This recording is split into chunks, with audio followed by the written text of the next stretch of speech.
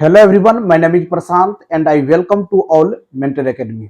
चलिए आज हम एक्सरसाइज 8.3 जो क्वेश्चन के एक इम्पोर्टेंट क्वेश्चन को सॉल्व करेंगे और क्वेश्चन नंबर 14 का 3 नंबर का क्वेश्चन है। आप लोग अपने बुक से में जरूर कर लीजिएगा और बहुत इंपॉर्टेंट सवाल है।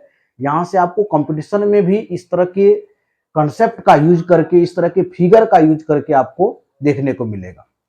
चलिए 14 नंबर के क्वेश्चन 3 को देखते हैं बाबू। दी गई आकृति में ए बी पैरेलल है सी डी का। ए बी और सी डी जो है पैरेलल लाइन, तो अल्फा बीटा प्लस गामा का वैल्यू आपको ज्ञात करना है। यानी अल्फा बीटा और गामा का क्या वैल्यू होगा ये फाइंड करना है। चलिए यहां से हम क्या करते हैं, सी डी के पैरेलल एक हम लाइन ड्रॉ कर देते हैं बाबू। इस लाइन का हम नाम दे देते हैं पी और क्यू। जो आपका जो है पी क्यू पैरेलल है सी डी का भी और ए बी पैरेलल है पी क्यू का भी। इस कंडीशन में देखिए बाबू ध्यान से, यहां पर जो एंगल बनेगा इस एंगल का हम नाम दे देते हैं बाबू।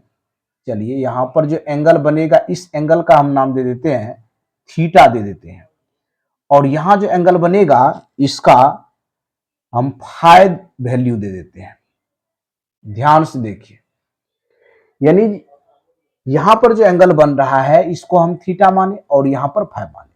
अब दो लाइन पैरेलल होगा, ए बी पैरेलल यदि पी क्यू होगा बाबू, यहां देख लीजिए ए बी पैरेलल यदि पी क्यू होगा तो एक ही और की जो तिर्यक रेखा जो कट करेगी तो एक ही और के अंतर कोणों का जो योग होगा, सम जो होगा वह 180 डिग्री होगा। यानी अल्फा प्लस थीटा बराबर कितना, 180 डिग्री। तो यहां से अल्फा फाइंड कर सकते हैं आसानी से। अल्फा बराबर कितना हो गया, 180 डिग्री। और या हम यहां से थीटा यदि फाइंड करेंगे बाबू, थीटा का ही वैल्यू फाइंड कीजिए।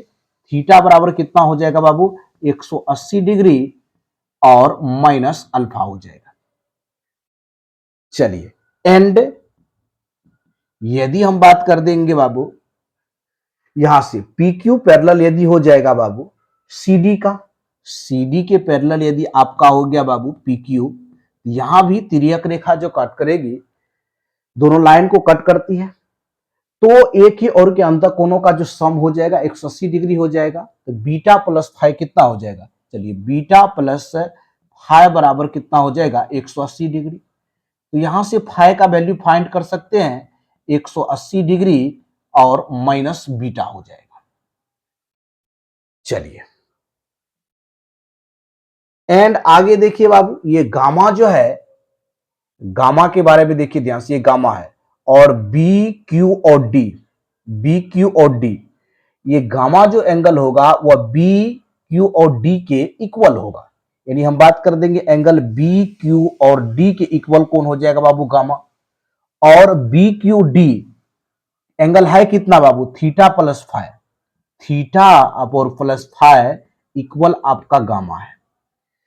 चलिए थीटा का वैल्यू यहां से देखिए कितना निकला हुआ है, 180 डिग्री माइनस अल्फा है, 180 degree minus alpha plus phi का वैल्यू कितना है, 180 degree minus beta, 180 degree minus beta equal to phi हो गया।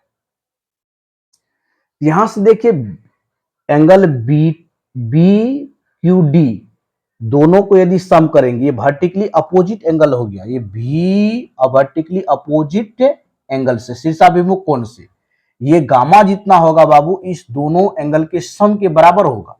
या बोल सकते हैं angle B Q D equal किसका हो जाएगा, गामा एंगल के। तो बी क्यू डी है कितना, थीटा प्लस फाई है, और थीटा का वैल्यू देखिए कितना है, 180 डिग्री माइनस अल्फा है, और फाई का वैल्यू देखिए कितना है, 180 डिग्री माइनस बीटा। तो चलिए 180 डिग्री प्लस 180 डिग्री 360 डिग्री हो गया। यहां से गामा, अल्फा और बीटा उस साइड जाएगा तो प्लस में जाएगा।